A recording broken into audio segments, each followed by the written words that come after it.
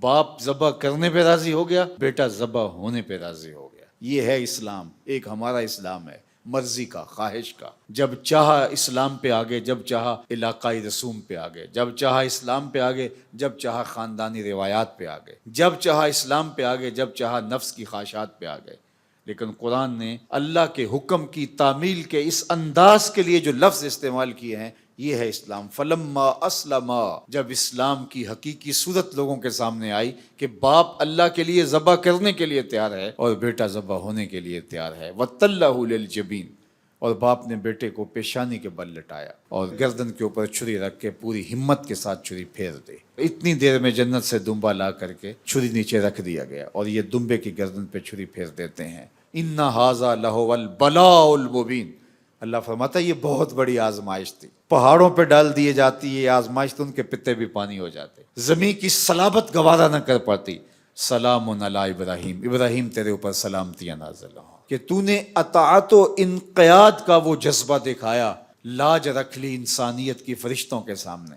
فرشتے کہتے تھے سجدے ہم کریں گے، مالک تیری عبادت ہم کریں گے، رکوع و قیام ہم کریں گے۔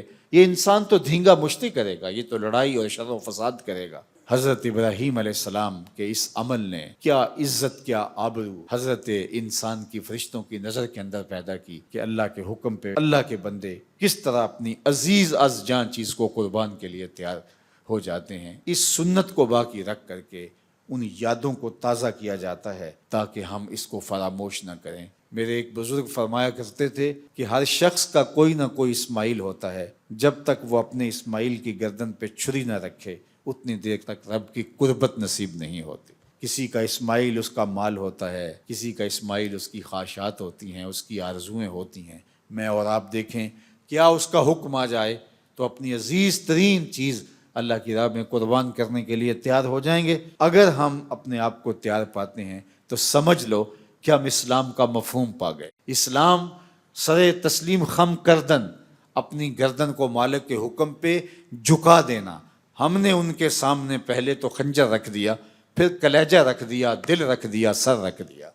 یہ ہے محبت، یہ ہے تسلیم و رضا کے پیکر بندوں کا طریق۔ دیکھیے ایک طرف حضرت ابراہیم کا کمال کہ وہ بیٹے کی گردن پہ چھری رکھ دیتے ہیں، اور دوسری طرف جناب اسماعیل کا کمال بھی کون سا کم ہے۔ جب باپ پوچھتا ہے کہ بیٹا میں تیری گردن پہ چھری چلانا چاہتا ہوں، بتا تیری رائے کیا ہے، تو کسی تردد کے بغیر، کسی تأمل کے بغیر، ایک لمحے کی سوچو بچار کے بغیر کہتے ہیں یا ابت افعل ما تؤمر، ابو جان دیر کاہے کی ہے، جلدی پھیر دیجئے۔ اقبال یہاں تڑپ اٹھا اور حیرت میں ڈوب کے بولتا ہے یہ فیضان نظر تھا یا کہ مکتب کی کرامت تھی؟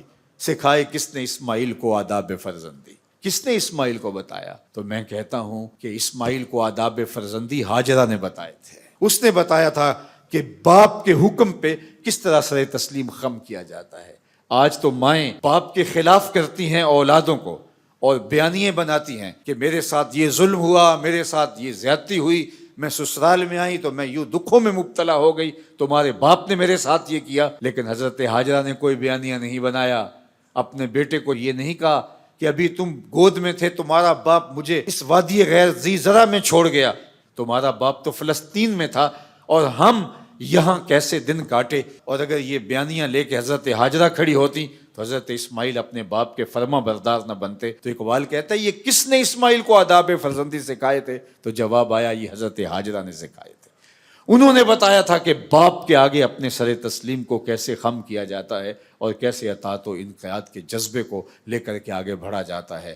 تو صاحب آئیے میں اور آپ اپنی زندگیوں کو اللہ کے سپرد کریں، اور یہ سیکھنا ہے قربانی سے۔